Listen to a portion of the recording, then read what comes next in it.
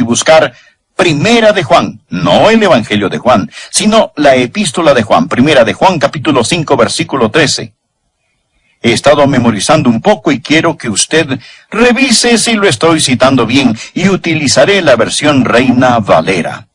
Primera de Juan, capítulo 5, versículo 13.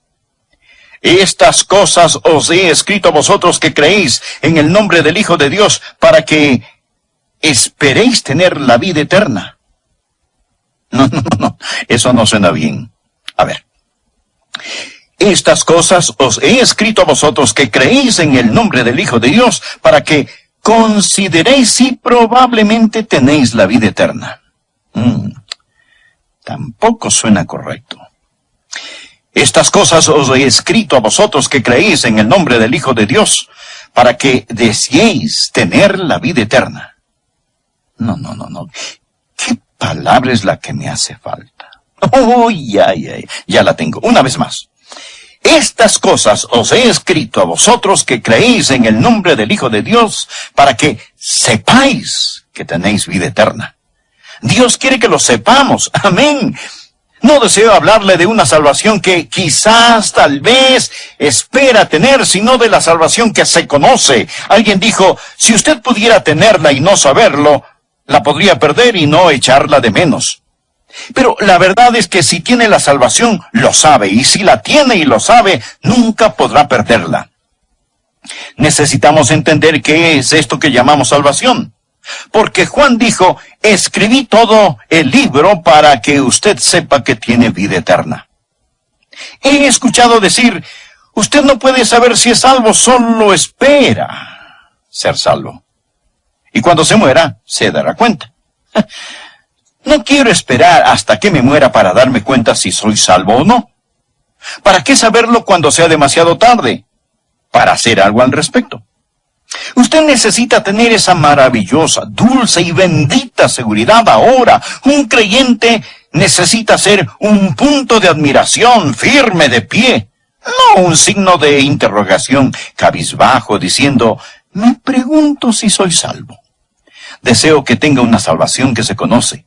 Ahora, para saber si es salvo, son dos cosas necesarias. Primero, usted tiene que saber lo que Dios dice que debe hacer para salvarse. Es por ello que Juan dijo, estas cosas os he escrito a vosotros. Usted tiene que saber lo que Dios dice que debe hacer para salvarse. Eso es lo primero. Lo segundo, tiene que hacerlo. ¿De acuerdo? Aprenda lo que Dios dice que debe hacer para salvarse y hágalo. Si usted no sabe lo que Dios dice que debe hacer para salvarse, es obvio, ¿cómo va a saber si es salvo o no? Pero si usted sabe lo que Dios dice que debe hacer para salvarse y usted no lo hace, entonces, ¿qué derecho tiene de decir que es salvo? ¿Qué es la salvación? La salvación es una relación personal con Dios que trae el perdón de nuestros pecados. La Biblia dice, justificados, pues por la fe tenemos paz para con Dios. Estamos justificados. 1, eso significa que nuestros pecados están enterrados en la tumba del olvido de Dios. Y número 2, significa que tenemos paz con Dios. Justificados pues por la fe, tenemos paz para con Dios por medio de nuestro Señor Jesucristo. Esto no significa que usted siente tener paz. Esa no es la idea aquí. Estamos hablando de una guerra y nosotros somos enemigos de Dios y estamos en aprietos.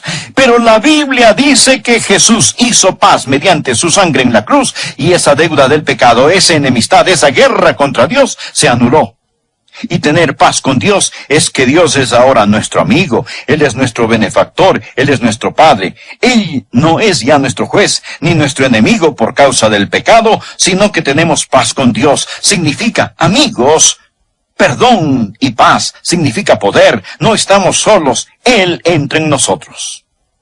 El apóstol Pablo dijo, porque no me avergüenzo del Evangelio, porque es poder de Dios para salvación. Y esa palabra literalmente significa dinamita. Verá, Dios no perdona sus pecados y luego le dice, bueno, yo te perdoné tu pasado. Ahora el presente depende de ti.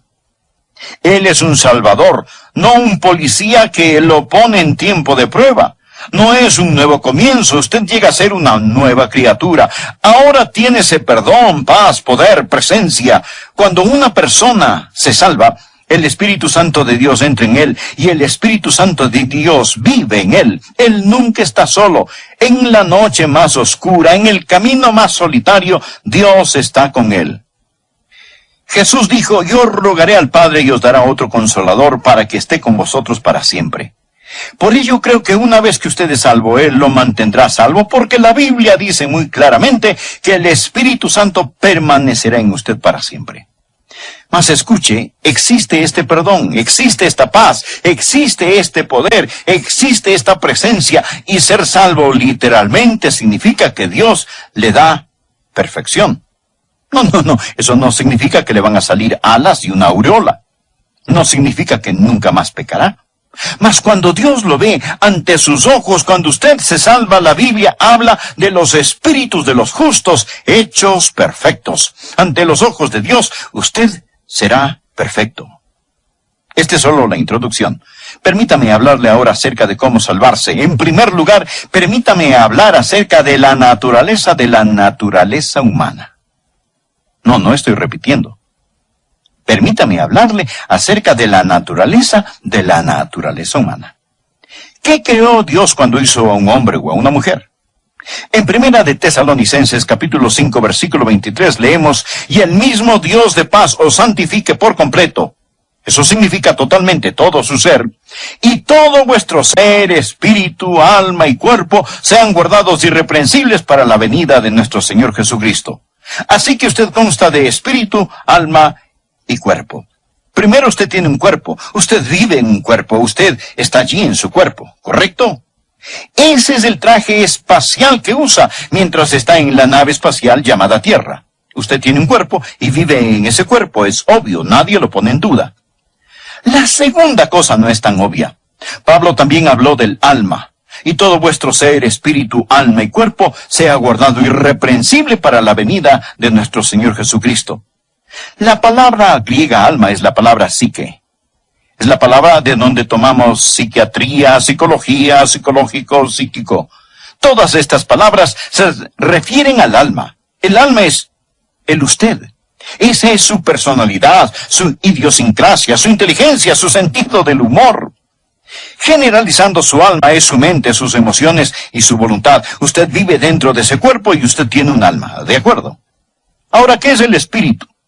La Biblia dice claramente y hace una distinción entre el alma y el espíritu. Recuerda nuestro versículo. Y todo vuestro ser, espíritu, alma y cuerpo sea guardado irreprensible para la venida de nuestro Señor Jesucristo. Ponga al margen Hebreos 4:12. Porque la palabra de Dios es viva y eficaz, más cortante que toda espada de dos filos, y penetra hasta partir el alma y el espíritu. ¿Cuál es la diferencia entre el alma y el espíritu? Tanto el alma como el espíritu son invisibles. El alma y el espíritu son inseparables, pero no son lo mismo. El espíritu es esa parte de usted que lo hace único, diferente a cualquier animal o planta. Dios no le dio a los animales un espíritu. Dios dio a los hombres un espíritu. Es esa cualidad en la naturaleza humana que le permite saber y adorar a Dios, porque la Biblia dice, Dios es espíritu, y los que le adoran en espíritu y en verdad es necesario que le adoren. La Biblia enseña que al salvarnos, el Espíritu de Dios, que es el Espíritu Santo, da testimonio a nuestro espíritu que somos hijos de Dios. Bien, eso es la naturaleza de la naturaleza humana. ¿Qué significa estar perdido? Nosotros hablamos acerca de recibir la vida eterna. Bien, ¿quién necesita salvarse? Los que necesitan salvarse son aquellos que están perdidos. ¿Y por qué Jesús vino a la tierra? ¿Jesús vino a la tierra para alimentar a los hambrientos? ¿Vino Jesús a la tierra para sanar a los enfermos? ¿O para educar a las personas? No. ¿Por qué vino Jesús a la tierra? Por una sola razón. Él nos dice cuál es en Lucas 19:10.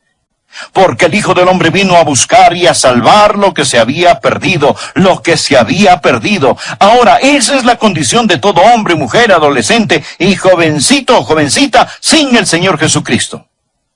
Bien, observemos lo que Dios ha hecho. Dios está aún en el cielo y aquí abajo está el hombre en la tierra. Dios nos miró aquí abajo y la Biblia dice, mas Dios muestra su amor para con nosotros en que siendo aún pecadores, Cristo murió por nosotros. Hemos pecado y ese pecado nos separa de Dios, mas este no ha impedido que Dios nos ame. Dios, lleno de misericordia por la condición lastimosa del hombre pecador, dijo, yo lo haré. Y entonces Dios el Padre, Dios el Hijo, Dios el Espíritu Santo planearon nuestra salvación y Dios el Hijo, el Señor Jesús, bajó del cielo, dejó esos palacios de marfil para venir a este mundo de pesares. En Navidad, un bebé nació de una virgen. Tan Dios como si no fuera hombre del todo y tan hombre como si no fuera Dios del todo. Él tenía que ser un hombre para pagar la multa del pecado. Nuestro dominio y legado se perdió por un hombre. La Biblia enseña que por medio de Adán todos mueren, pero en Cristo todos seremos vivificados. Él tuvo que llegar a ser un hombre para redimirnos de nuestro estado de muerte. Dios se hizo hombre y el infinito se convirtió en un infante. Él nació en Navidad. ¿Y qué hizo Jesús? Permítame mostrarle el próximo versículo, Juan 14:6, mírelo. Jesús le dijo, yo soy el camino y la verdad y la vida, nadie viene al Padre sino por mí. ¿Qué hizo Jesús?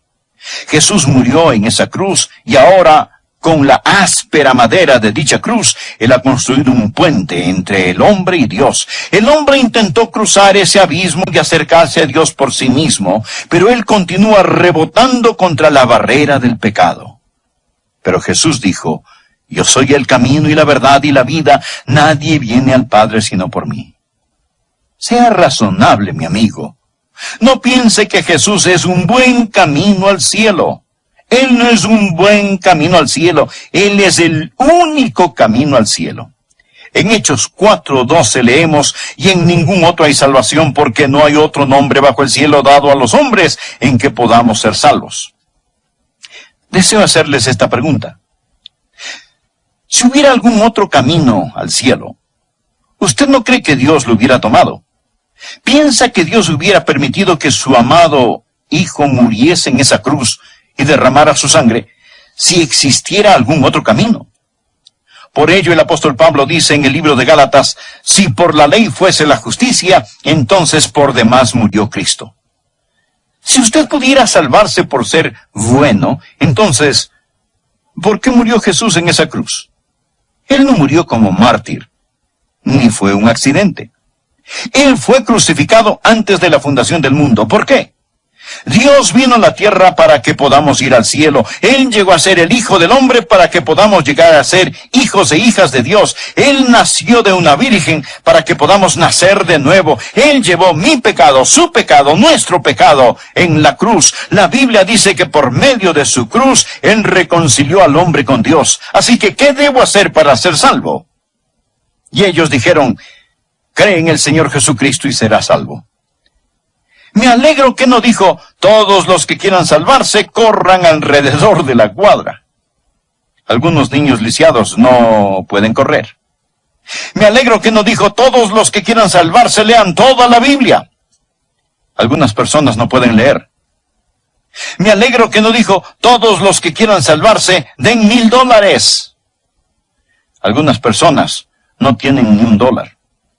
Pero hay algo que cualquiera puede hacer y todos debemos hacer para salvarnos. Y lo mismo que Pablo le dijo al carcelero de Filipos, yo se los voy a repetir ahora. Hechos 16:30. ¿Qué debo hacer para ser salvo? Ellos dijeron, cree en el Señor Jesucristo y serás salvo. ¿Recuerdan lo que ser salvo significa? Significa ese perdón, significa presencia, poder, perfección. Significa todo eso. Hay un trono y sentado en ese trono está una gran E. ¿Sabe usted lo que simboliza? El ego. Porque verá, cuando un hombre está espiritualmente muerto, Dios se aleja de su espíritu y entonces, ¿quién toma el control? El alma, la mente, las emociones y la voluntad. Cristo está fuera de esa vida y el yo, el ego, está en el trono. Amigos, ahí es donde están la mayoría de las personas. Todas las personas de este mundo, sentados en el trono de su propia vida, están diciendo, es mi vida y yo voy a hacer lo que yo quiera. Nadie me va a decir lo que tengo que hacer. Nadie me tiene que decir ni esto ni aquello. Es mi vida. Permítame decirle algo más. Una vida controlada por Cristo. En esta Cristo no está fuera.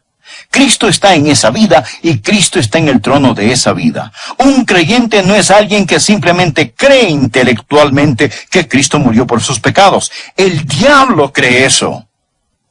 Un creyente es alguien que ha invitado a Cristo a morar en su vida. Ahora recuerden nuestra escritura que dice, ellos dijeron, cree en el Señor Jesucristo y serás salvo. Esa palabra cree es la palabra griega que significa literalmente confiar. Confiar. Usted cree que un avión puede volar, pero debe confiar que va a volar para poder abordarlo. En esta ilustración tenemos a Cristo en la palabra de Dios. El que oye mi palabra y cree al que me envió. La palabra cree se usa unas 99 veces en el Evangelio de Juan. Creer, confiar. Cree al que me envió. Crea en el Dios que envió al Salvador, el Señor Jesucristo, y crea en el Salvador. Crea al que me envió. Ahora note esto. Tiene vida eterna y no vendrá condenación. Ir a condenación significa ser juzgado, significa morirse e ir al infierno. No vendrá condenación, mas ha pasado. No pasará, sino que ha pasado. No vendrá condenación, mas ha pasado de muerte a vida.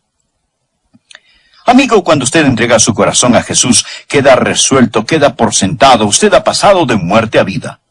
Usted no recibe la vida eterna cuando muere. La recibe en el instante que cree en el Señor Jesucristo. De cierto, ¿sabe lo que estas palabras significan? Significan, preste atención, preste mucha atención. Esto es verdad. Esto es verdad. Escuche, de cierto os digo, el que oye mi palabra y crea al que me envió tiene vida eterna y no vendrá condenación, mas ha pasado de muerte a vida. ¿Cómo sé que soy salvo? No por mis sentimientos. Recuerda el versículo con que empecé, 1 de Juan 5, versículo 13. Estas cosas os he escrito a vosotros que creéis en el nombre del Hijo de Dios para que sepáis que tenéis vida eterna. Si dependo de mis sentimientos, no tendría la seguridad, y mi seguridad variaría con la condición de mi hígado. Pero tengo su palabra. De cierto os digo, el que oye mi palabra y cree al que me envió tiene vida eterna, y no vendrá condenación, mas ha pasado de muerte a vida. Esta es la forma en que funciona el tren de Dios. Tenemos la locomotora, el vagón con el carbón y el furgón de cola. Ahora digamos que usted es el ingeniero en ese tren. El carbón está en el vagón del medio y usted quiere que el tren camine. Pregunta, ¿pondría el carbón en el furgón de la cola o en la locomotora, en el motor? ¿Qué pregunta tan tonta? Claro, usted pondría el carbón en el motor. Si usted pone el carbón en el furgón de cola, el tren simplemente se quedará ahí. Pero si pone el carbón en el motor, el tren se moverá. ¿Cierto? Diga amén. ¿Está de acuerdo? El motor o locomotora son los hechos. Cree en el Señor Jesucristo y serás salvo. Cristo murió por nuestros pecados conforme a las Escrituras. Justificados pues por la fe tenemos paz para con Dios por medio de nuestro Señor Jesucristo. Amigos, estos son hechos. No estoy hablándoles acerca de denominaciones, bautistas, metodistas, presbiterianas, etcétera, etcétera. Estoy hablándoles acerca de los hechos bíblicos. Cree en el Señor Jesucristo y serás salvo. ¿Y qué hace con su fe? Usted pone su fe en los hechos de Dios, pone el carbón en el motor. No ponga la fe en los sentimientos. O sea, no ponga el carbón en el furgón de cola. Si lo hace, su tren no se moverá. Ponga su fe en los hechos de Dios y éste caminará. Y al mirar hacia atrás verá que el furgón de cola le sigue. De hecho, el tren no necesita tener un furgón de cola para caminar. ¿No es cierto? Yo he visto trenes sin vagones. Verá, ni siquiera tiene que tener los sentimientos. No se aferre a los sentimientos. Yo disfruto mi salvación realmente, sí. Yo estoy contento que el Señor Jesucristo es mi Salvador. Amigo, yo no sé que soy salvo porque estoy feliz. Estoy feliz porque sé que soy salvo. ¿Ve la diferencia? Estoy feliz porque sé que soy salvo. Cuando usted empieza a poner su fe en los hechos de Dios, entenderá, es verdad, soy salvo. Y luego viene la experiencia, el gozo de conocer al Señor Jesús.